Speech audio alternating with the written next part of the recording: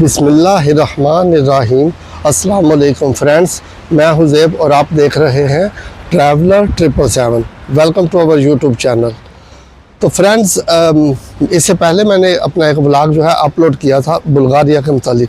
अभी भी मैं इस वक्त बुल्गारिया में ही हूँ और ये यानी कि डाउनटाउन है, सिटी सेंटर, वहाँ पे हूँ इस वक्त। तो मैंने कहा चले आपको थोड़ा ये जो है डाउनटाउन इसकी सैर करवा दूँ और एटलीस्ट आपको थोड़ा सा आइडिया हो जाए कि ये है कैसा, कितना खूबसूरत ये लगता है। और जब आप यानी कि किसी भी जगह पे जाते हैं एज ए टूरिस्ट, तो वहाँ पर जो चीज़ें होती है वो उनको देखने का जो अंदाज़ है या एंगल है वो डिफरेंट होता है। तो इसलिए आपका जो विज़न है ये उसके ऊपर डिपेंड करता है कि आपका विज़न क्या है।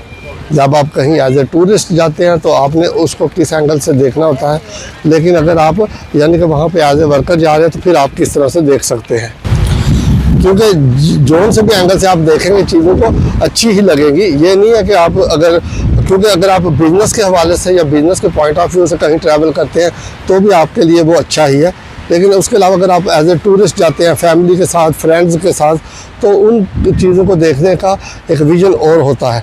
तो इसलिए मैंने ये बात की है। बाकी यह है कि जब भी मौका मिले लाइफ में, मैं अक्सर वीडियोस में ये बोलता भी हूँ कि आप ट्रैवल करें, आप ज़रूर जाएं, आप डिफरेंट लोगों को मिलें, तो इससे आपको एक अच्छा एक्सपीरियंस हासिल होता है। आप देख सकते हैं फ्रेंड्स, ये अभी यानी कि इनका जो सिस्टम है, हिस्टोरिकल सिस्टम, वो कितना खूबसूरत है। और इसके अलावा इस सिटी का जो है वो आप नज़ारा कर लें कि यानी कि यह सिटी कितना खूबसूरत है।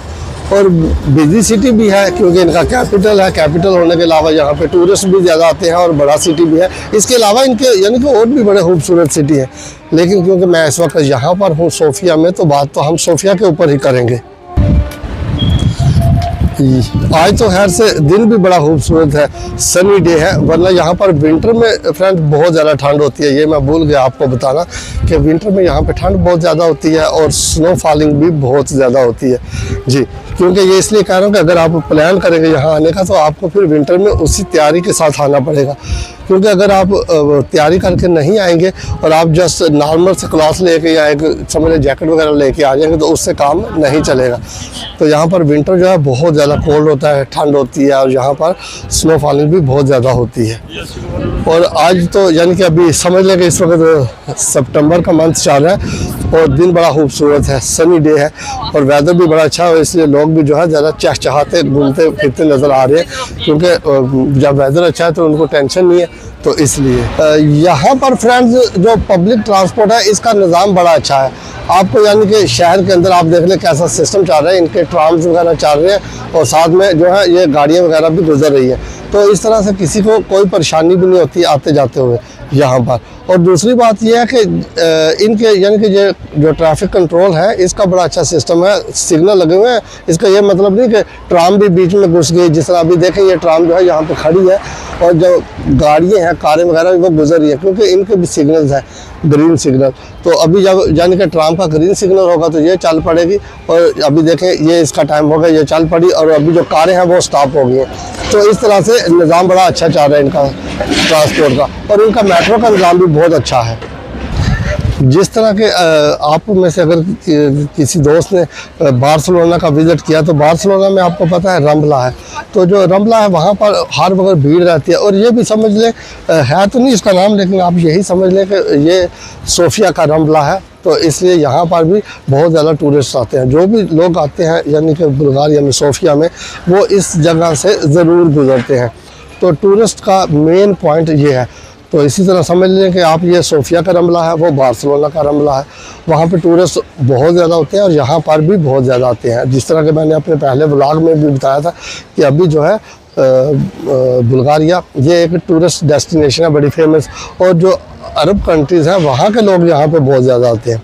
एशियन लोग तो चले आते ही हैं, लेकिन जो अरब कंट्रीज़ के लोग हैं वो बहुत ज़्यादा यहाँ पे आते हैं और यहाँ पे अपनी प्रॉपर्टी जो है वो बाई करते हैं।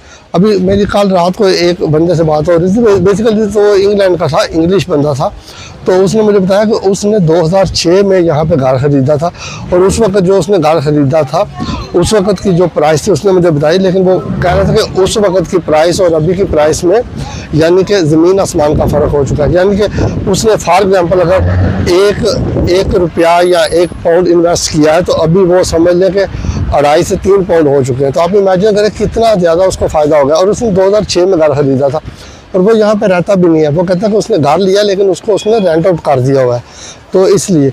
और वो लेकिन वो टाइम टू टाइम यहाँ पे आता रहता है क्योंकि उसकी प्रॉपर्टी है, उसको आना पड़ता है यहाँ पे देखने के लिए, तो इसलिए। अभी ये जिस तरह मैंने बताया कि ये रमला है और यहाँ पे यानी कि आप देख रहे हैं साइडों पे कॉफ़ी शॉप्स बनी हुई हैं, लोग बैठे हुए हैं यहाँ पर। और साथ में कॉफ़ी शॉप के अलावा आप देख लें अगर किसी ने कुछ गिफ्ट वगैरह लेने हैं, जिस तरह के सुवीनियर्स होते हैं, वो अगर आपने लेने हैं तो वो भी आप लोग ले सकते हैं यहाँ पर। अगर आपका दिल है कॉफ़ी पीने का, कॉफ़ी पी लें।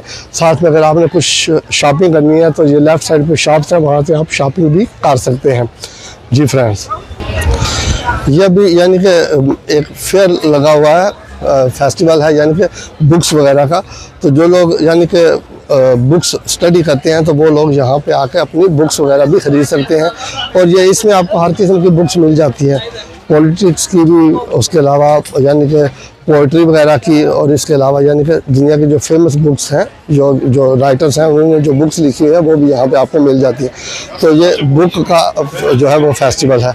तो आप लोग देख रहे हैं यानी कि जो मैंने आपको पहले बात की कि ये डिपेंड करता है आपके विजन पे, आप किस चीज़ को एक्सप्लोर करना चाहते हैं। तो इस तरह से आपको हर चीज़ मिल जाती है यहाँ पे, बस वो डिपेंड है आपके विजन पे। आपका जो एम है, जो विजन है, जिस चीज़ को आपने देखना है, आप उसी के ऊपर कंसंट्रेट करें तो फिर चीज़ें आपके लिए और भी ज़्यादा आसान हो जाएंगी।